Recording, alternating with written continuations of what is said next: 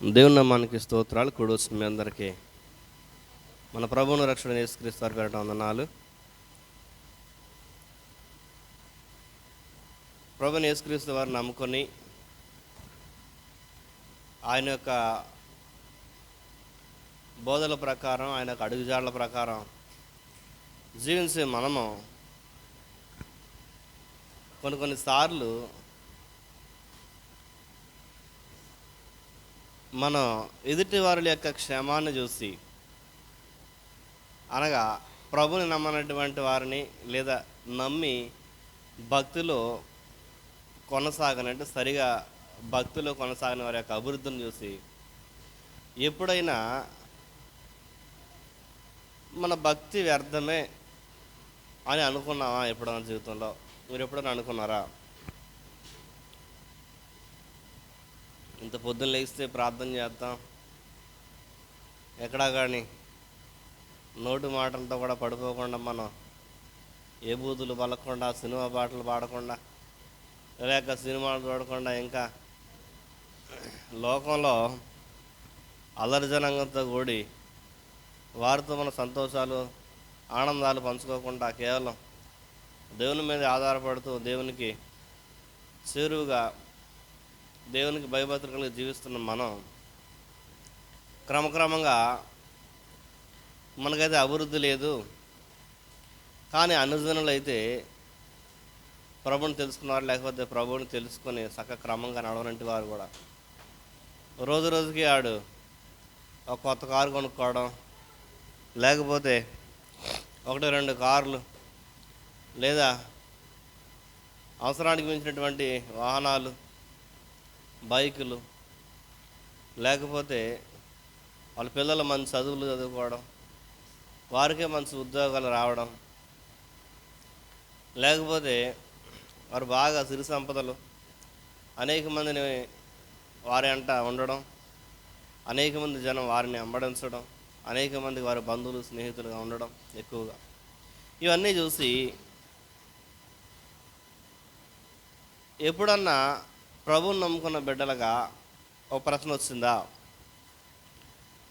దేవుని నమ్ముకున్నా, యథార్థంగా జీవిస్తున్నాం, భక్తిలో నడుస్తున్నాం, ప్రార్థన చేస్తున్నాం, పాటలు పాడుతున్నాం, మందిరానికి వెళ్తున్నాం, అయినా కానీ మా పరిస్థితి ఎంతే ఉంది, కారణం ఏంటని ఎప్పుడన్నా అనుకున్నారా? ఈ ప్రశ్న ఎప్పుడైనా వచ్చిందా మీలో? చాలా వరకు అనేక మందికి కలిగిద్ది, చాలామందికి వస్తుంది. ప్రభువుని నమ్ముకున్నాము, దేవుడు ప్రార్థన చేస్తున్నాడు, వింటున్నాడు, చూస్తున్న దేవుడు అయినప్పుడు కూడా ఏంటి మనకు అభివృద్ధి ఎంతెంత మాత్రమే అని విశ్వాసులకు ఉంటుంది. ఒకవేళ యథార్థంగా సేవ చేసేవాళ్ళు అయితే, దేవుని యొక్క సేవకులు అయితే ఏంటి, నామకార్థంగా బోధించే వాళ్ళకే పెద్ద పెద్ద సంఘాలు వేల సంఖ్యలో ఉంటున్నాయి. నీతిగా దేవుని యొక్క వాక్యాన్ని బోధించే మనకు ఏంటి, ఎన్ని సంవత్సరాలైనా సంఘం అభివృద్ధి పడదు, లేకపోతే తినడానికి కూడా ఇబ్బందిగా ఉంటుంది. అసలు దేవుడు మనల్ని పట్టించుకుంటున్నాడా? ఇంత నీతి మనకు కావాలా, ఇంత భక్తి మనకు కావాలన్నటువంటి ఆలోచన పుట్టకపోదు. మనకే కాదు, చాలామందికి అదే ఆలోచన బైబిల్ భక్తులకే కలిగింది. ప్రధానంగా భక్తుడు ఇర్మియా కూడా 12వ అధ్యాయము 1వ వచనంలో కలిగింది. దుష్టుల మార్గము ఎందుకు వర్ధిల్లుతున్నది? దుష్టులు సుఖంగా జీవించడం చూసి ఇర్మియా దేవుని ప్రశ్నిస్తున్నాడు. ఏమనంటే, దుష్టుల యొక్క మార్గం ఎందుకు వర్ధిల్లుతుంది అని ఇర్మియా ఒక ప్రశ్నిస్తున్నాడు దేవుణ్ణి. అలాగే యోబు కూడా 21వ అధ్యాయము 7వ వచనం నుంచి 13వ వచనాల దాకా దుష్టులు దీర్ఘాయుష్తో ఐశ్వర్యంతో జీవిస్తున్నారని ఆశ్చర్యపడ్డాడు. ఏంటి, మనం ఇంత నీతిగా ఉన్నాం, ఇంత నీతిని అనుసరిస్తున్నాం, వారేది చక్కగా ఆయుష్తో వాళ్ళు చక్కగా జీవిస్తున్నారు, ఓ చక్కగా క్రమక్రమంగా వర్ధిల్లుతున్నారు అని ఇర్మియా అట్లాగే యోబు కూడా కొన్ని పరిస్థితులు బట్టి మాట్లాడడం జరిగింది. పెద్ద భక్తులు వారు, నీతిమంతులు, భక్తులు, దేవునికి భయపడేవారు, వారి నోట కూడా ఆ మాట వచ్చింది. అయితే కీర్తన గ్రంథము 73వ అధ్యాయం ఈరోజు మనం నేర్చుకోబోతున్నాం.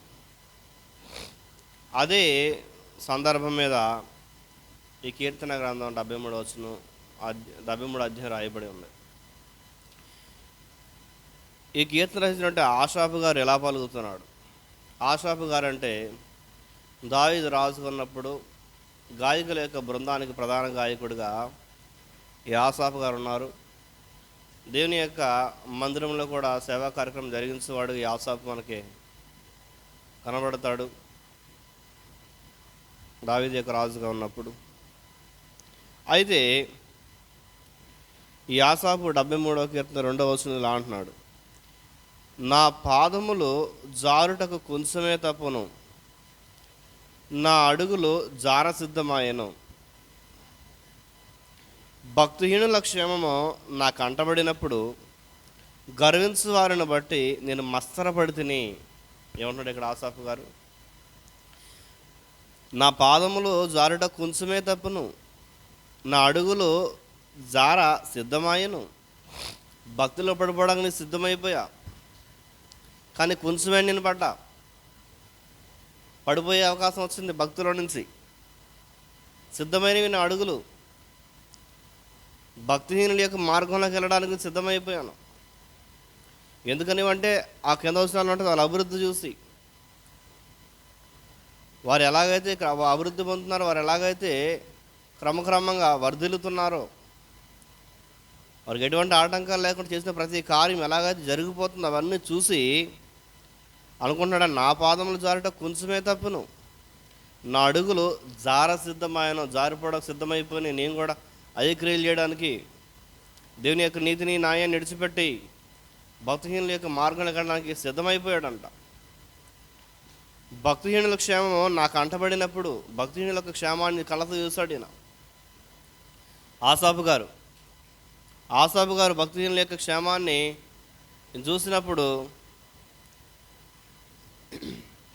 చూసినప్పుడు గర్వించే వారిని బట్టి నేను మత్సరపడితిని. వాళ్ళు గర్వంతో ఉంటున్నారు. ఎలాంటి గర్వం అంటే, ఏ రీతిగా వారు గర్వపడుతున్నారంటే అదే 73వ కీర్తనలో 11వ వచనం, మహోన్నతునికి దేవుడు ఎట్లా తెలుసుకును, మహోన్నతునికి తెలివి ఉన్నదా అని వారు అనుకుందరు. ఇట్లా వారు మత్సరపడుతున్నారు, ఇట్లా వారు గర్వపడుతున్నారు. దేవునికి ఎట్లా తెలుసును మనం చేసే పనులు? దేవుడు చూడగలడా?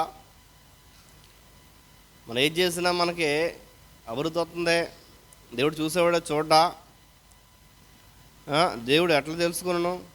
మహోన్నతునికి తెలివి ఉన్నదా? అసలు ఆయనకి జ్ఞానం ఉందా? దేవునికి అది జ్ఞానం లేదు ఆయనకి అని వారు అనుకుందరు. ఈ రీతిగా వారు గర్వానికి పోయారు.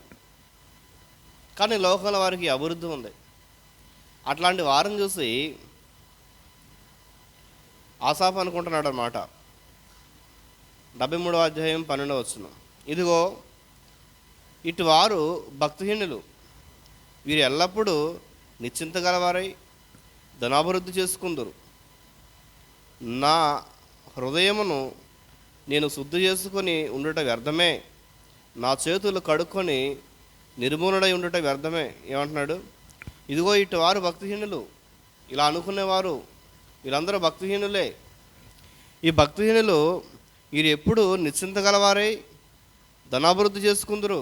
వీళ్ళు ఎప్పుడు చింత లేదు, వారికి విచారం లేదు, బాధ లేదు, దుఃఖం లేదు.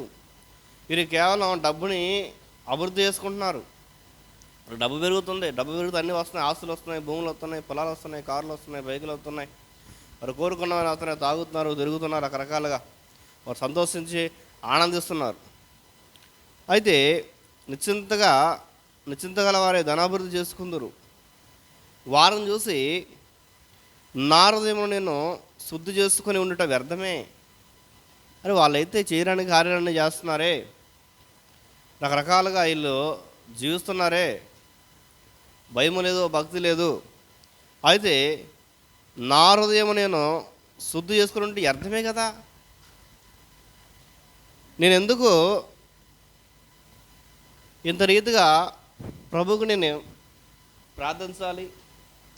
పడిపోయిన వెంటనే, ప్రభా నేను పలానా తప్పులు పడిపోయిన ప్రభా నేను ఎందుకు ప్రార్థించాలి? నేను ఎందుకు అన్యాయం చేయకుండా నీతినే చేయాలి?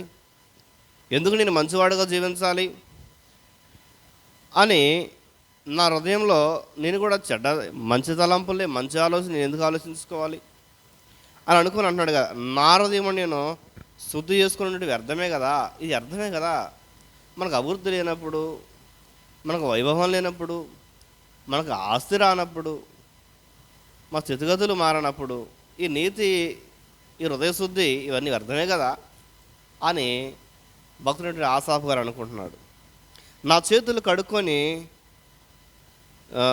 నిర్మాణుడై ఉండుట వ్యర్థమే కదా. నా చేతులు కడుక్కొని, నా చేతులు లేని 10 పాపాన్ని కడుక్కొని ప్రభు దగ్గర ఒప్పుకొని నీతిమంతులుగా జీవించి వ్యర్థమే కదా అని అనుకుంటున్నారు. ఎవరంటే ఆసాఫు. ఆసాఫే కాదు, మనం కూడా అనుకుంటాం. ఈ లోకంలో అన్యజనుల యొక్క వైభవాలను చూసి, వారి యొక్క స్థితిగతులను చూసి, వారి యొక్క ఎదుగుదలను చూసి, దేవుణ్ణి నమ్మి పూర్తిగా ఆయన యొక్క లేఖనానుసారంగా, దేవుని యొక్క చిత్తానుసారంగా జీవించినట్టు వారు ఉంటే, అట్లాంటి వారు అభివృద్ధి అవుతుంటే మనం కూడా ఇటువంటి ఆలోచనలు మనకే పడుతూనే ఉంటాయి. ఏంటి ఈ నీతి వ్యర్థమేనా అనే ఆలోచన మనకి పుడుతుంది. ఆ మందిరానికి వెళితే ఏముందలే, వెళ్ళకపోతే ఏముందలే, ప్రార్థన చేస్తే ఏముందలే, చేయకపోతే ఏముందలే, నీతిగా జీవిస్తే ఏముందలే, జీవించకపోతే ఏముందలే, మనకంటే వాళ్ళే బాగుంటున్నారు కదా, మనం దేవుని సన్నిధికి వెళ్ళి మన దేవుడు మాట్లాడే దేవుడు అని, మన దేవుడు చూసే దేవుడు అని అనుకొని క్రమంగా మనం భక్తిగా నీతిమంతులు మంచి గుడ్ వెర్షన్లో ఉన్న మనకి ఏమి, మనకి దేవుని దగ్గర నుంచి కానీ లేకపోతే లోకాల నుంచి కానీ మనకి ఏమి సౌకర్యాలు రానప్పటికీ, మనకేమి ఆశ సమకూడినప్పటికీ, మనకి మేడ మీద మేడ, మిద్దె మీద మిద్దె, కారు మీద కారు, బండి మీద బండి, చేతులు సరైన పని ఇవన్నీ లేనప్పుడు ఎందుకులే మనకి నీతి అని అనుకుంటారు. ఆసాఫు కూడా అలాగే అనుకున్నాడు. అనుకొని ఒకరోజు ఆలోచిస్తున్నాడు, ఎందుకు ఇలా జరుగుతుంది అనుకొని ఎవరిని అడగాలి? ఎవరిని అడిగినా ఫలితం లేదు. దేవుణ్ణి ప్రశ్నిస్తున్నాడు. 17వ వచనం, అదే 73వ కీర్తన 17వ వచనం. నేను దేవుని పరిశుద్ధ స్థలంలోనికి పోయి వారి అంతము గూర్చి ధ్యానించు వరకు ఆ సంగతి నాకు ఆయాసకరంగా ఉండెను. అసలు వారు ఆ పరిస్థితి ఏంటి, వారు ఎట్లా పతనం అవుతారు, మనం ఎలా అభివృద్ధి చెందుతాం అని దేవుని యొక్క పరిశుద్ధమైన స్థలంలో కానీ దేవుని యొక్క సన్నిధికి పోయి వారు అంతమను కొని ధ్యానించే వరకు ఆ సంగతి నాకు ఆయాసకరంగా ఉండను. దేవుని యొక్క సన్నిధికి వెళ్ళి విచారించేదాకా ఇది నేను లోపల హృదయంలో సంకోచిస్తూనే ఉంది. దినదిన వారు చూసినప్పుడల్లా అసూయ రావడం, భక్తి వ్యర్థం అనుకోవడం, ఇట్లాంటివి ఒక తపన రేకెత్తేది. ఎప్పుడు దాకా ఉందంట ఇది ఆయాస్కరంగా? నేను దేవుని పరిశుద్ధ స్థలమునకు పోయి వారి అంతమును కూర్చు ధ్యానించే వరకు ఆ సంగతి నాకు ఆయాస్కరంగా ఉంది. వారి అంతం ఒకటి ఉంది, వారి అంతం ఒక రోజు వచ్చింది. ఆ రోజుల గురించి ప్రభు ఇతనికి చెప్పేంత వరకు, తెలుసుకున్నంత వరకు ఆయాస్కరంగానే ఉందంట. తెలుసుకున్నాక నెమ్మది వచ్చింది. ఏం తెలుసుకున్నాడు? నిశ్చయముగా నీవు వారిని కాలుజారు చోటనే ఉంచి ఉన్నావు. ఎవరిని? ఆ భక్తిహీనులను, ఈ లోకంలో ఆస్తి ఐశ్వర్యము సుఖభోగములు అనుభవిస్తున్నట్టు వారిని, ఎక్కడ ఉంచాడంట ప్రభు? నిశ్చయముగా నీవు వారిని కాలు జారు చోటనే ఉంచి ఉన్నావు, కాలు జారే చోటనే వారిని ఉంచి ఉన్నావు. వారు నశించినట్లు వారిని పడవేస్తున్నావు. వారు నిల్చున్న చోటు, వారు అనిపిస్తున్నటువంటి ఈ లోకభోగములు కాలు జారే చోటే. వారు నిలబడలేరు. రేవులు ఉన్నటువంటి మెట్ల దగ్గర నాచు మీద నిల్చున్నాడు, ఎంతసేపు నిల్చోలేడు.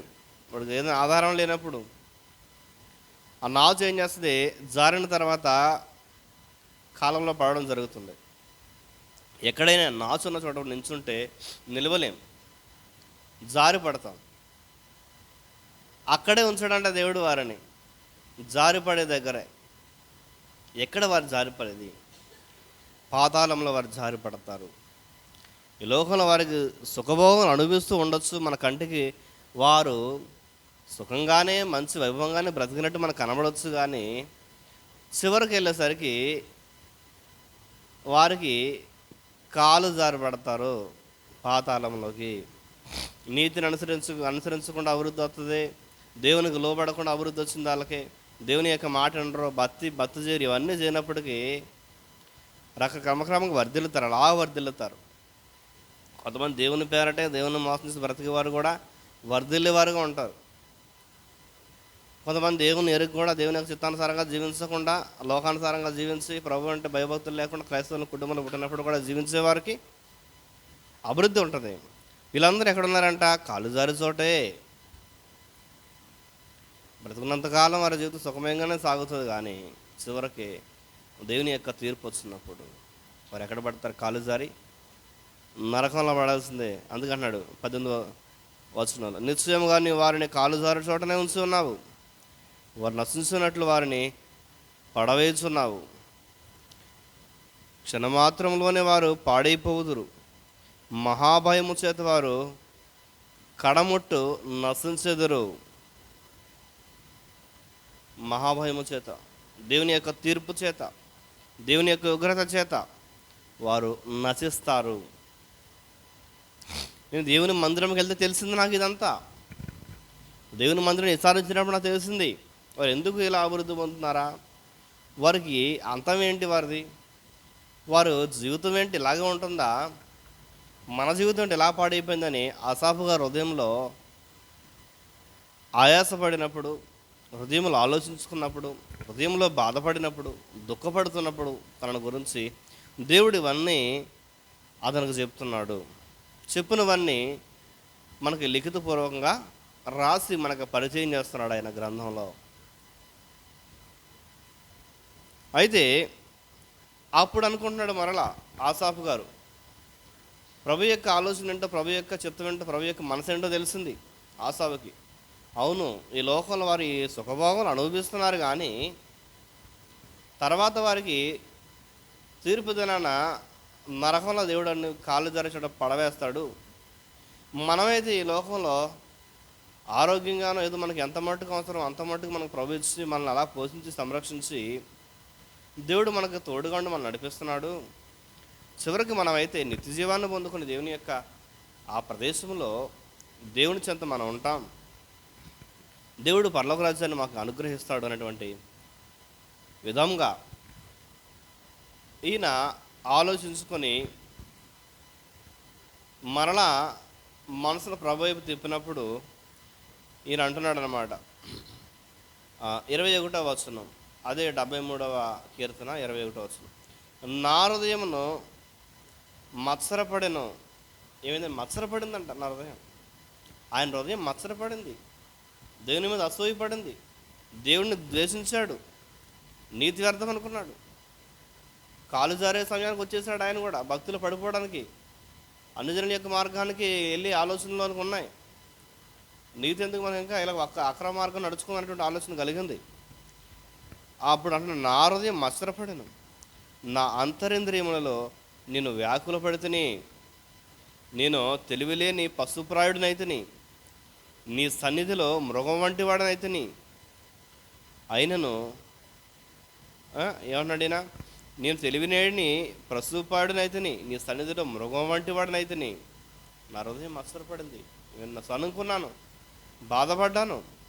నీ సన్నిధిలో ఉండి కూడా, నేను భక్తి చేస్తుండి కూడా, నీతి చేస్తుండి కూడా, నేను తెలివిలేని ప్రసూపాడిని, జ్ఞానం లేని ఒక పశువులాగా ఉంటాను, నేను ఒక జంతువులాగా నేను మారానయ్యా. నేను ఆలోచించుకోలేదు, నేను దూషించేవాడిగా నేను ఉన్నాను. అయితే నీ సన్నిధిని నేను మృగం వంటి వాడిని అయ్యాను. మృగం అనేది క్రూరమైనది, వేటాడేది, అక్కడే ఉంటుంది, దాని చెరువు ఏది ఉంటుంది దాన్ని చంపుకొని ఉంటుంది. మృగం ఒక జంతువుని తినేదాన్ని మృగం అంటారు. అంటే ఒక జీవిని మరొక జీవి తింటే అది మృగం. అలాగా నేను నీ సన్నిధిలో మృగం వంటి వాడనైతే, నీ సన్నిధిలో ఉంటూ, నీ సన్నిధిలో నేను ఉంటూ, నీ పరిచయం చేస్తూ, నీ కీర్తనలు రాసేవాడికి నేను ఉంటూ, నీ మీదే నేను సనుకున్నానయ్యా. మనం కూడా ఈ దినాల్లో దేవుని యొక్క ఆయన రెక్కల చాటును మనం జీవిస్తూ, ఆపదల నుంచి, ఉపద్రవాల నుంచి మన దేవుడు మనం రక్షించి కాపాడుతున్నప్పుడు కూడా దుష్టుల యొక్క క్షేమాన్ని చూసి దేవుని మీదే తిరుగుబాటు, దేవుణ్ణే ప్రశ్నిస్తాం, దేవుణ్ణే తిట్టుకుంటాం. ఏంటి ప్రభా మా జీవితం ఎలా ఉంది, మా పరిస్థితి ఇంతేనా, మా పిల్లలు ఇంతేనా, మా ఇల్లు ఇంతేనా, ఇక మీద మాకు కార్లు ఉండవా, మాకు బళ్ళు ఉండవా, మా బైకులు ఉండవు, మేము మంచి ఉద్యోగం మేము సంపాదించుకోలేము ప్రభా, మాకు రాదా ప్రభా, మేము ప్రార్థిస్తున్నాం కదా ప్రభా, యథార్థంగా జీవిస్తాం కదా ప్రభా అది మనం కూడా దేవుని యొక్క సన్నిధిలో ఉంటే ఈ లోక సంబంధమైన ఆలోచనలు ఆలోచిస్తూనే ఉంటాం మనం కూడా. అందుకే అంటున్నాడు అన్నమాట ఆయన, నేను తెలివిలేని పశుప్రాయునైతే నీ సన్నిధిలో మృగం వంటి వాడనైతే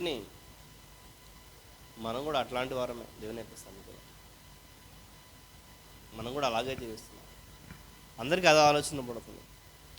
కానీ ఎప్పుడు తెలిసింది ఆసాపుకి అది వ్యర్థమైన ఆలోచన, మంచి ఆలోచన కాదని?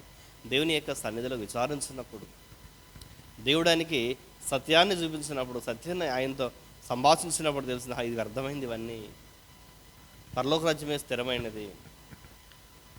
దేవుణ్ణి మీ సింహాసనం మీద కూర్చోవడమే, దేవుని యొక్క సింహాసనం ఎదుట మనం ఉండడమే అది నిజమైనది, అది మంచిది, అది మనకు కావాల్సింది, మన ఆత్మకు నెమ్మదినిచ్చేది అని తెలుసుకున్నప్పుడే మరలా పశ్చాత్తాపడి రాస్తున్నాడు. 24వ వచనం, నీ ఆలోచన చేత నన్ను నడిపించదు, తరువాత మహిమలో నీవు నన్ను చేర్చుకుందువు. నీ కుడి చేయి నువ్వు పట్టుకున్నావయ్యా, ఇన్ని ఆలోచనలు కలిగినా కానీ నన్ను పడిపోనవలేదు.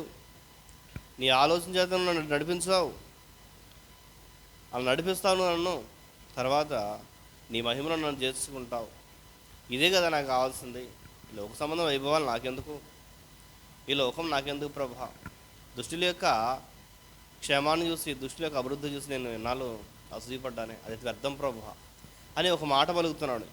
ఏ మాట అంటే, ఆకాశమందు నీవు తప్ప నాకెవరున్నారు అయ్యా, ఆకాశమందు నీవే కదా ప్రభా, నువ్వు ఉన్నవాడివి, నీవు తప్ప నాకు ఎవరున్నారయ్యా, నీవు నాకు ఉండగా ఈ లోకంలో ఏది నాకు అక్కరలేదు అయ్యా, నీవు నాకు ఉంటే చాలు. నేను ఇంతవరకు నీవు లేకపోయినా పర్లేదు, ఈ లోకం అంతా ఉంటే చాలు నాకు, వారి వలె వైభవం నాకు ఉంటే చాలు అనుకున్నాను, వారి వలె బంగ్లాలు ఉంటే బాగుండు అనుకున్నాను, ఆస్తులు ఉంటే బాగుండు అనుకున్నాను, వారి వల్ల నేను చక్కగా అలంకార వస్తువులు ఉంటే చాలు అనుకున్నాను, వారి వల్ల మంచి భవనాలు ఉంటే చాలు అనుకున్నాను, మంచి కార్లు ఉంటే చాలు అనుకున్నాను, మంచి పనివారు ఉంటే బాగుండగా, మంచి ఎకరాలు, పొలాలు, ఆస్తులు, దాసదాస్తులు ఉంటే నేను చాలు అనుకున్నానయ్యా. అవన్నీ వ్యర్థమే ప్రభా. ఇప్పుడు నేను నీతో నేను తీర్మానం చేసుకుంటున్నాయ్యా, ఆకాశమందు నీవు తప్ప నాకెవరున్నారు, నీవు నాకుండగా ఈ లోకంలో ఏది నాకు అక్కరలేదు ప్రభా అని ఆసాపు గారు తీర్మానం చేసుకున్నారు. ఇప్పుడు ప్రభు దర్శించినప్పుడు, సన్నిధిలో విచారించినప్పుడు అప్పుడు తెలిసింది ఏది శ్రేష్టమైందో. అప్పుడు నీవు తప్ప నాకు ఏది వద్దు అంటున్నాడు. ఈరోజున మనం కూడా దేవుని యొక్క చిత్తాన్ని పరిపూర్ణంగా గ్రహించగలిగితే మనం కూడా అదే మాట పలుకుతాం. అయ్యా నీవు నాకుంటే చాలయ్యా, ఈ లోకంలో ఉన్నంతకాలం ఎన్ని వ్యర్థమైనవే, ఇవి ఉన్నా లేకున్నా, ఈ వైభవాలు ఉన్నా లేకున్నా, నీ మమ్మల్ని పోషించి మమ్మల్ని పెంచుతున్నావు కనుక, నీ పిల్లలుగా మేము ఉన్నాం కనుక మరణం వరకు ఏదో రకంగా నీ ఎంతో చేరేంత వరకు మేము ఏదో రకంగా ఇలా ఏదో కూలికి వస్తున్నట్టుగా మేము ఈ లోకంలో గడిపేది చాలు ప్రభా, వైభవాలు మాకు వద్దు ప్రభా అని అంటాం మనం. దేవుని యొక్క మనసును పరిపూర్ణంగా దేవుని చిత్తాన్ని ఈ లోక వ్యర్థం పరలోక రాజ్యం శాశ్వతాన్ని గ్రహించినప్పుడే మనం ఆ మాట అనగలం. ఆసాపు గారు పూర్తిగా దేవుని యొక్క సన్నిధికి విచారించినప్పుడు అప్పుడు తెలిసింది ఆయనకి. అప్పుడు అన్నాడు, ఆకాశం నీవు తప్ప నాకు ఎవరున్నారు, ఎవరు లేరు,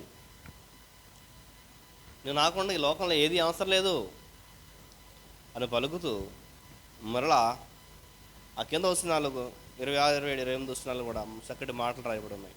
నా శరీరము నా హృదయము క్షీణించిపోయినను దేవుడు నిత్యము నా హృదయమునకు ఆశ్రయదుర్గమును స్వాస్థ్యమునై ఉన్నాడు.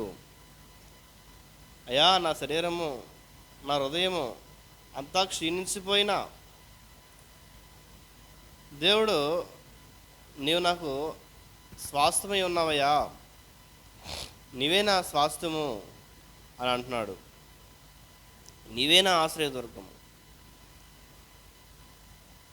ఇక్కడ స్వాస్థ్యము అంటే వాటా వస్తుంది, స్వంత భాగం వస్తుంది, వారసత్వం వస్తుంది, నాకు దక్కిన నిత్యమైన సంపద. అంటే దేవుడే మనకి సంపదగా ఉంటే, దేవుడే మనకి సొంత భాగంగా ఉంటే, దేవుడే మనకు వాటాగా ఉంటే, దేవుడే మనకు వారసత్వంగా ఉంటే, అయ్యా లోకంలో ఉన్నటువంటి వారికి అయితే, ఈ లోక దుష్టులకైతే ఈ లోకమే వారికి భాగముగా ఉంది, ఈ లోకం వారికి వాటాగా ఉంది. ఆ సిరి సంపదల వారే అదే వారికి అయ్యా, ఆడికి కలిగేటి మేలు అదే. కానీ వారికంటే శ్రేష్టమైన నీవే నా స్వాస్థ్య భాగంగా ఉన్నావు, నీవే నాకు ఆశ్రయదుర్గంగా ఉన్నావు, నీవే నాకు సహాయకుడిగా ఉన్నావు, నీవే నా చెంతుంటే నాకు చింతేళ్ళ ప్రభువా అని కీర్తన ఆసాపు పలుకుతున్న మాటలు. అందుకే అంటున్నాడు, నా హృదయమునకు ఆశ్రయదుర్గము నీవే, స్వాస్థ్యమును నీవే ఉన్నావు. నిన్ను విసర్జించు వారు నశించెదరు, నిన్ను విడిచి విభజించు వారందరూ నీవు సంహరించేదవు. నిన్ను విసర్జించే వారందరూ నీవు నశింపజేసేదవు, వారందరూ నీవు సంహరించేస్తావయ్యా, వారందరూ నేను నిలవలేవు. ఈ లోకంలో వారు అభివృద్ధి పొందినా కానీ రేపు పొద్దున నీ న్యాయ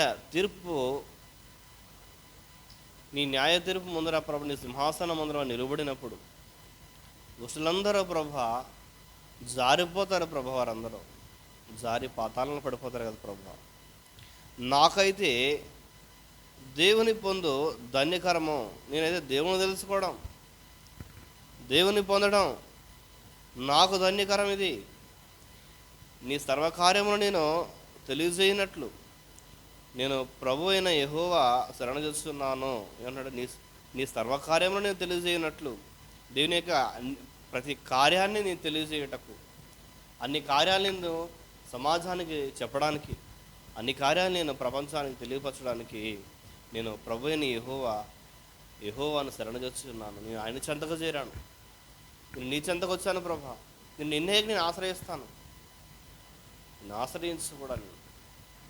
అనేకమైనటువంటి లోకంలో చూసి నేను మత్సరపడ్డానయ్యా, అవన్నీ వ్యర్థమని నాకు ఈరోజు తెలిసింది. ఈరోజు కూడా నీవు కూడా అలాగున్నావా? దుష్టుల యొక్క ఎదుగుదలను చూసి, దుష్టుల యొక్క క్షేమాన్ని చూసి అరే వారు బాగున్నారే మన నీతి వ్యర్థమని నువ్వు అనుకుంటున్నావా? దుష్టుల యొక్క క్షేమాన్ని చూసి అనుకునే ఉంటావు. అలా అనుకుంటే నువ్వు ఎర్రివాడవే. ఆసాపు అన్నట్టు నీవు మృగం వంటి వాడివే, నీ పశుప్రాయుడివే. దేవుని యొక్క సన్నిధిలో మృగం వంటి వాడినైతే నేను ఆయన ఎలాగంటున్నాడు, నీవు కూడా అలాంటి వాడివే. ఈ లోకం వ్యర్థమైనటువంటి సత్యాన్ని బైబిల్ సెలవిస్తుంది. ఎంత సంపాదించినా, ఎన్ని మనం సమకూర్చుకున్నా కానీ పోయేటప్పుడు దేనిని మనం పట్టుకొని పోము. ధనవంతుడు లాజరు యొక్క సంభాషణలో మనకి, ధనవంతుడు ఈ లోకంలో ఎంతో ఆస్తి ఐశ్వర్యం గడించి రకరకాలుగా తను నచ్చినట్టు జీవించి ఎంతో సుఖముగా జీవించినటువంటి లాజరు మరణించిన తర్వాత నిత్య నరకానికి వెళ్ళిపోయాడు ధనవంతుడు. దరిద్రుడైన లాజరు మరణించి దేవుని యొక్క రొమ్మును ఆనుకొని ఉన్నట్టుగా మనకి బైబిల్ సెలవిస్తుంది. ఆ రోజు లాజరు ఎంతో నరకయాతన అనుభవించాడు. ధనవంతుడు సుఖభోగములకు అలవాటు పడిపోయి దేవుని నెరవేక నీతిని న్యాయమును విడిచిపెట్టి దుష్టుడి వలె దుష్టుడిగా జీవించాడు. ఆయన దుష్టుడు కాబట్టి వారి చెంతనే ఉన్నటువంటి లాజరు ఈరోజు కూడా నీతిని న్యాయమును విడిచిపెట్టలేదు. నీతిని అనుసరించి జీవించాడు. చివరికి దేవుని యొక్క రాజ్యాన్ని ఆయన పొందుకున్నాడు. అలాగే మరొక ధనవంతుడు తన కొరకు ఆస్తి సమకూర్చుకొని పాత కొట్లు పడగొట్టి కొత్త కొట్లు కట్టి ఆస్తి చక్క పనివారిని పెట్టుకొని ఆ రాత్రి 6 బయట చక్కగా మంచం వేసుకొని పడుకొని, నా ప్రాణమా తినుము తాగుము, నీ కొరకు నేను ధర్మ సమకూర్చాను అన్నప్పుడు ఆ రాత్రి దేవుని దూతలు చెరువడా, ఈ రాత్రి నీ ప్రాణమును పరిశుద్ధులు అడుగుతున్నారు, నువ్వు సమకూర్చిన ధనమంతా ఏమవును, ఎవరిదవును అని దేవుని యొక్క దూతలు ప్రశ్నిస్తున్నావు. ఈ రాత్రి నీవే ఎలాగున్నావు? ఈ లోక సంబంధమైన ధనము సమకూర్చేవాడుగా, పేరు ప్రకారం సమకూర్చేవాడుగా నీవు ఉన్నావా? నీ ఆలోచన వ్యర్థమైనది. నువ్వు పశుప్రాయం యొక్క పశువులాగా ఆలోచిస్తున్నాడు అర్థం. దేవుని మనసు ఎరిగినోడైతే, దేవుని పరిపూర్ణంగా నమ్మినోడైతే, మన స్థితిగతులు ఎలా ఉన్నా కానీ దేవుడు మనకు పోషిస్తున్నాడు, మనం సంరక్షిస్తున్నాడు, మనకు ఆరోగ్యాన్ని ఇచ్చాడు, మన చక్కటి కుటుంబాన్ని ఇచ్చాడు, కలహాల్లో వ్యాజ్యాల్లో ప్రేమ అనురాగాలతో మనం ముందుకు వెళ్తున్నాం, మన దేవుని సన్నిధిలో గడుపుతున్నాం, దేవునికి ప్రార్థిస్తున్నాం, దేవుడు మన ప్రార్థనలు వింటున్నాడు.